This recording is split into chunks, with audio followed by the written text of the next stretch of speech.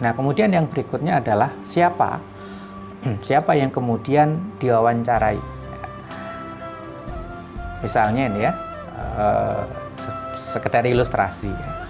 Ada Pak Jokowi yang sedang ngobrol dengan Ronaldo, pemain sepak bola dari Portugal yang sekarang main di mana? Juventus ya, La Vicenza.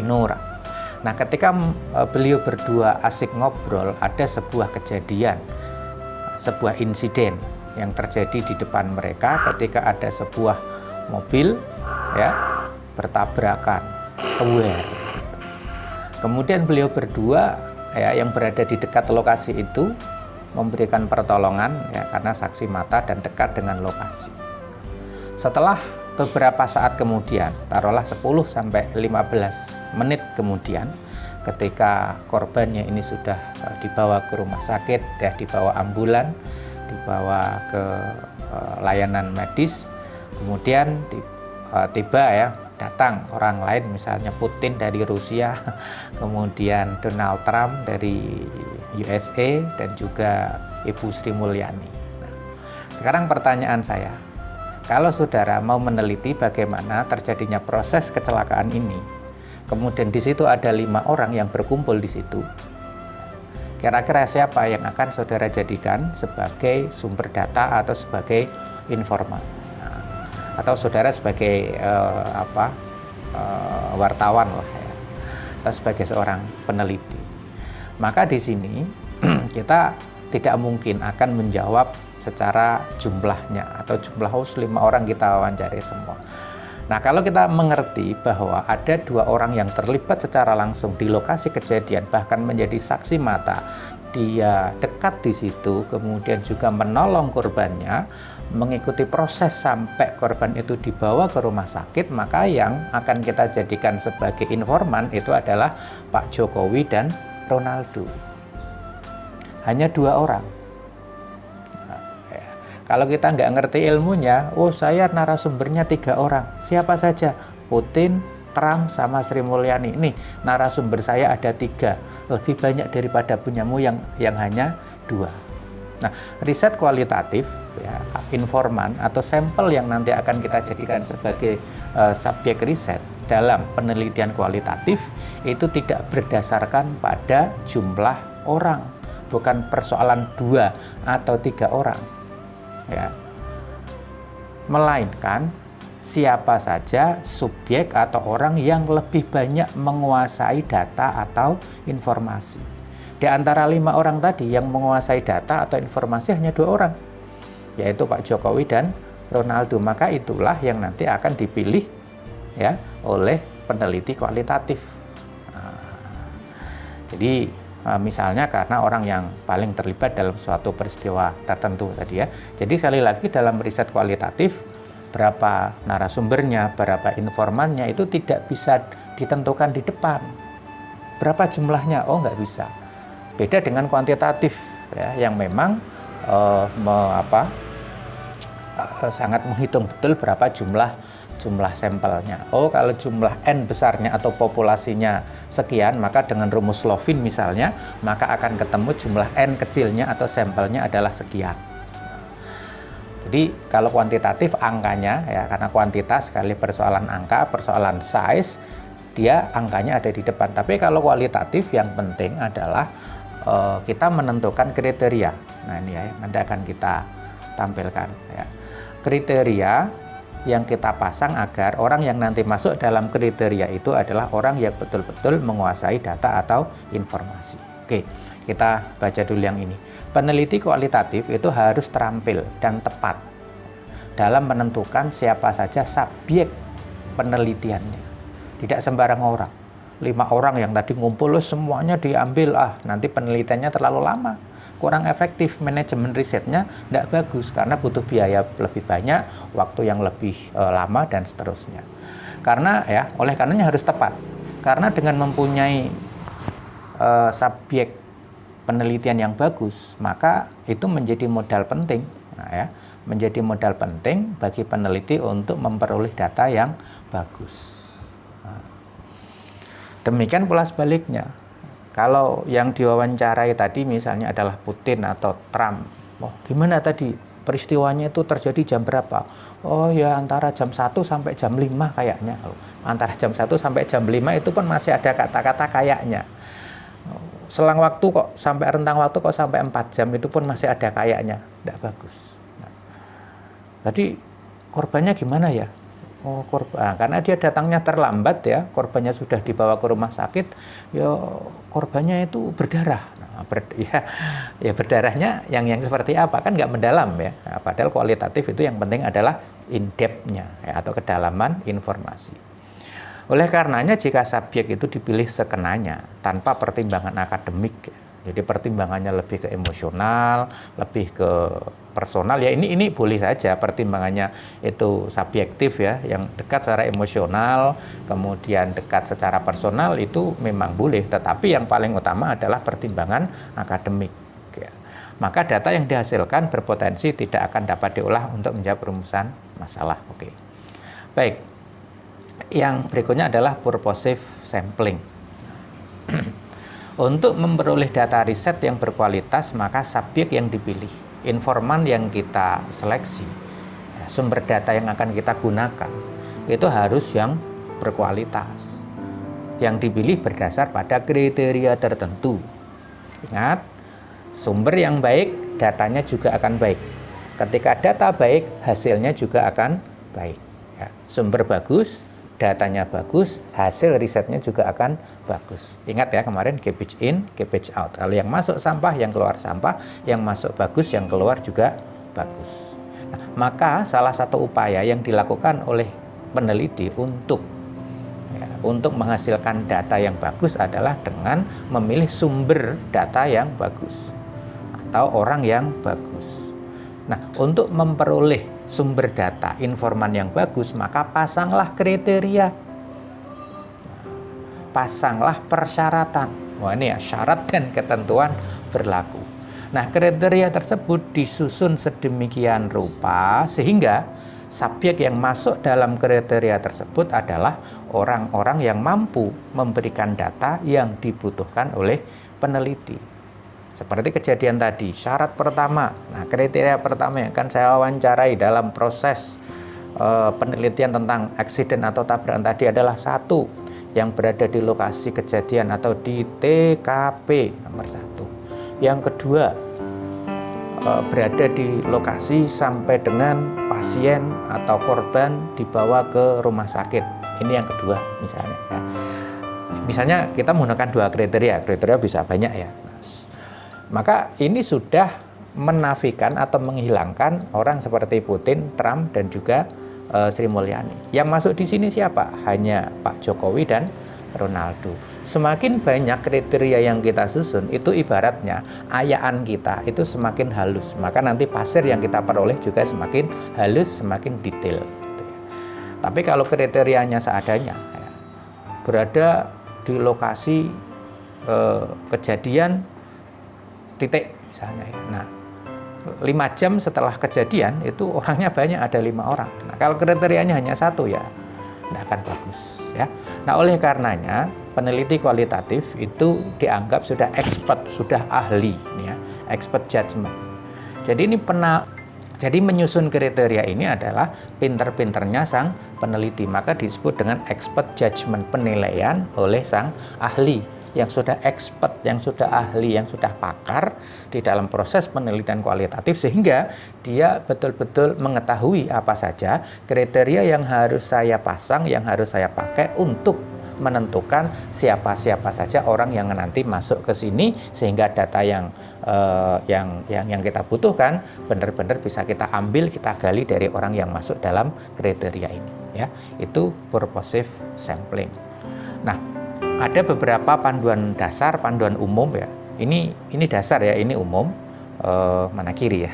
Ini yang nanti di lapangan harus bisa kita kembangkan lebih detail lagi sesuai dengan tema atau judul riset yang sedang kita lakukan. Ya, karena ini kan dasar, ini umum ya. Yang pertama,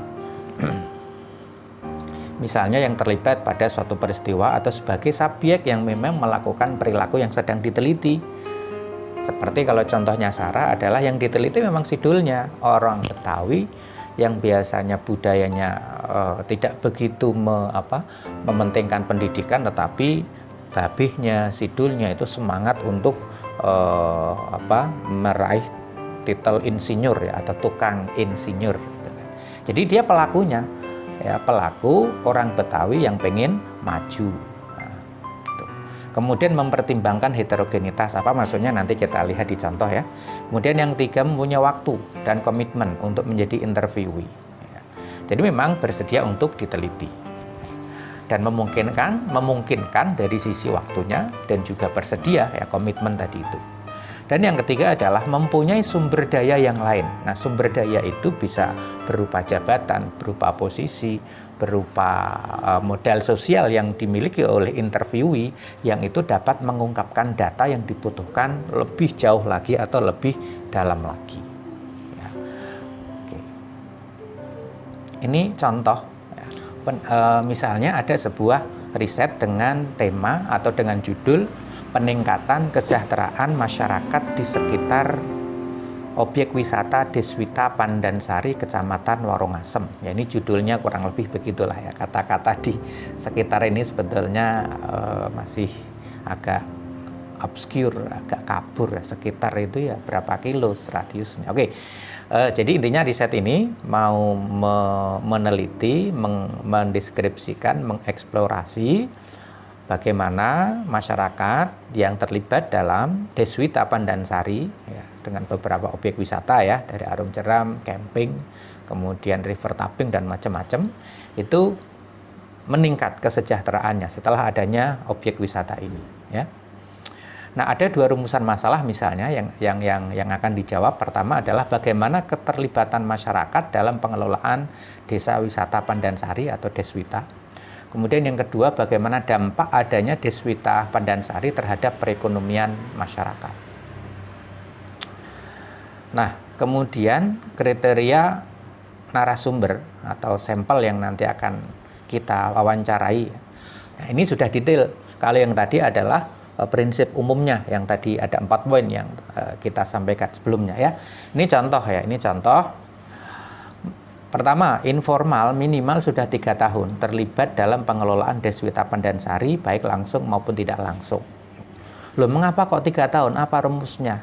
Tidak ada rumusnya. Itu yang disebut dengan expert judgment. Dia sudah ya, jadi ya tetap ada pertimbangannya. Nah, pertimbangan itu adalah pertimbangan akademik. Lalu kalau baru sebulan kan dia belum, ya gajian saja mungkin belum, ya, memperoleh pendapatan saja mungkin belum. Kalau dia baru kerja 1 bulan. Ya. Kalau 1 tahun, ya bisa saja 1 tahun, bisa saja 2 tahun ya. Tapi dengan melihat konteks, melihat kondisi, melihat setting, kemudian periset memasang 3 tahun. Jadi lebih reliable lah gitu kira-kira ya. Kemudian informan menjadikan Deswita Pandansari itu sebagai pekerjaan utama. Loh, mengapa kok pekerjaan utama? Karena kalau pekerjaan sampingan mungkin dia tidak akan begitu serius, tidak begitu memberikan stressing, penekanan atau prioritas terhadap pekerjaan itu.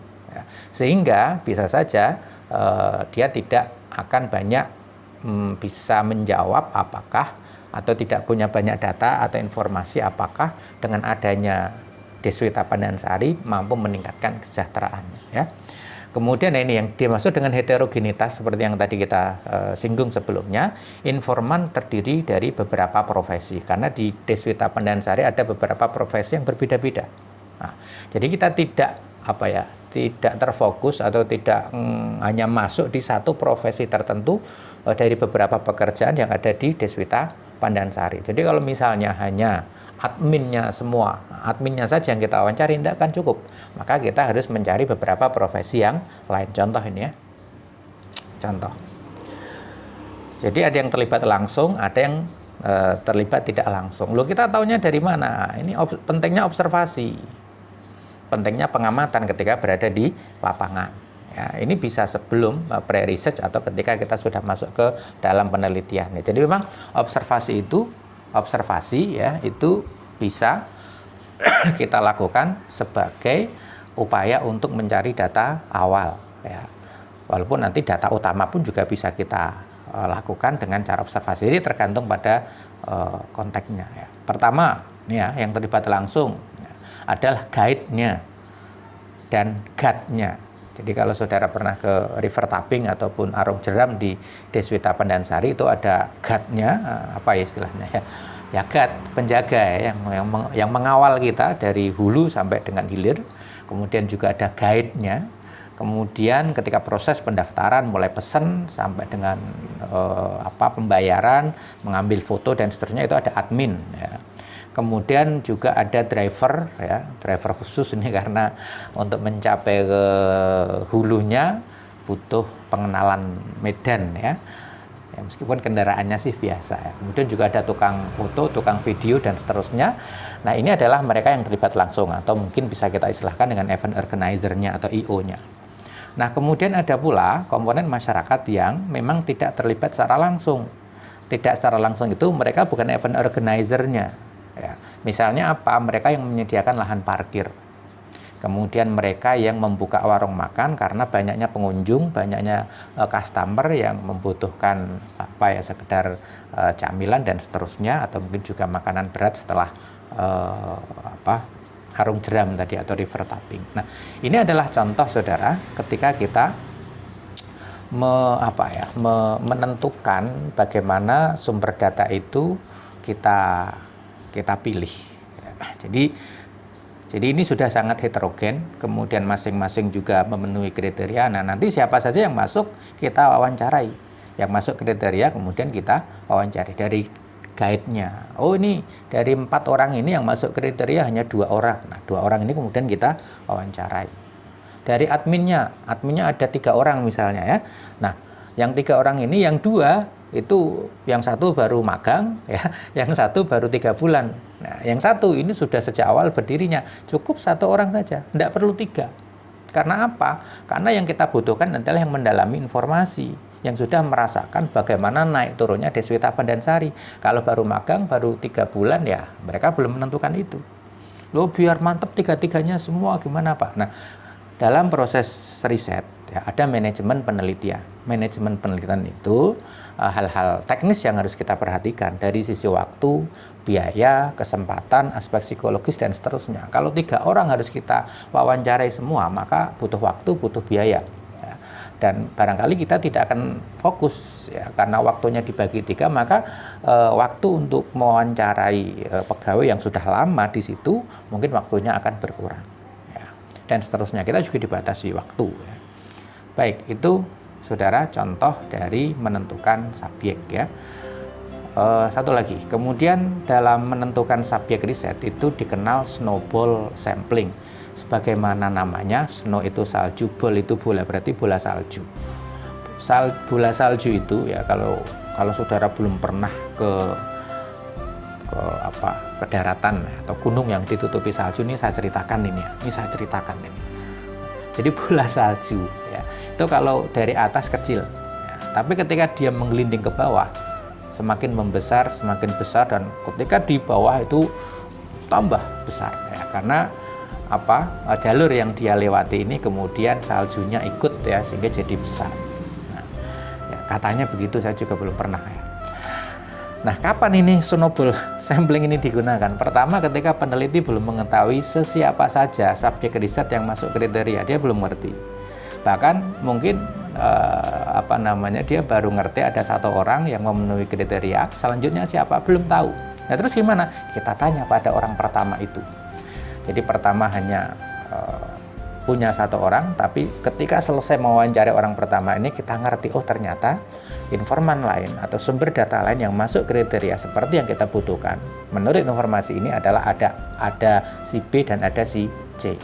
Nah, dari si B nanti muncul lagi informasi, ada si D dan ada si E. Dari si C kita bisa ngerti lagi ada orang lain ya.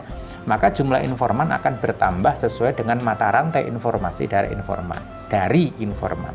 Meskipun memang kita tetap harus melakukan seleksi. Apakah memang betul ya, data yang diberikan atau informasi yang diberikan oleh informan pertama, oh ini loh Pak, si Fulan yang bisa dengan wawancara, ya kita lihat dulu memang benar enggak masuk sesuai dengan kriteria yang kita pilih ya.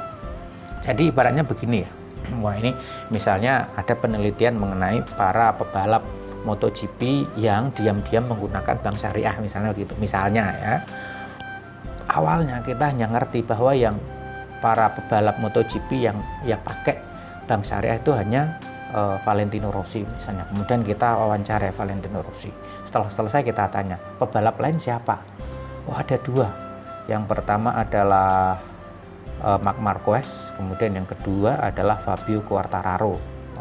Gitu kan. Jadi dari 1 orang sekarang kita sudah punya 3 orang. Nah, meskipun yang waktu awal melakukan wawancara kita baru ngerti bahwa hanya Rossi, tapi ternyata sekarang ada 2 lagi nama ya yang disebutkan. Kemudian ketika kita tanya si siapa ini, si Marquez, Marquez nggak tahu ya. Marquez ternyata dia nggak tahu. Kemudian ketika kita tanya ke Quartararo ya, pemimpin klasemen sekarang, dia bisa ngasih jawaban. Oh, ternyata ada lagi mas dari pebalap Suzuki dan Ducati, yaitu Alex Rins dan Andrea Dovizioso. Nah, ini yang disebut dengan snowball sampling. Pertamanya 1, sekarang kita punya 5. Jadi pertama 1, kemudian 2, 3. Semakin membesar itulah snowball. Namun demikian saudara, pada dasarnya ada 3 teknik ya ketika kita akan melakukan pencarian narasumber atau sumber data menggunakan snowball. Yang pertama adalah yang linear, modelnya seperti ini. Masuknya gimana itu menjadi nanti tugas saudara. Kemudian yang kedua adalah eksponensial non diskriminatif. Pertama tetap 1 orang, kemudian bercabang ya. Nah, masing-masing cabang kemudian seperti ini. Nah, kira-kira gimana penjelasannya? Silahkan nanti saudara cari di buku metode penelitian ya. Ini yang non diskriminatif. Jadi semuanya dijadikan sebagai apa ini? Sumber data, warnanya hijau. Nah, kuncinya di warna ya, dan juga polanya. Kemudian yang berikutnya adalah eksponensial diskriminatif. Oh, gambarnya berbeda dengan yang kedua tadi ya. Nah, demikian saudara untuk materi kita pada bagian yang ini. Nanti akan kita lanjutkan pada bagian yang berikutnya, yaitu bagaimana menyusun pedoman wawancara ya. Terima kasih, kita lanjutkan di video berikutnya.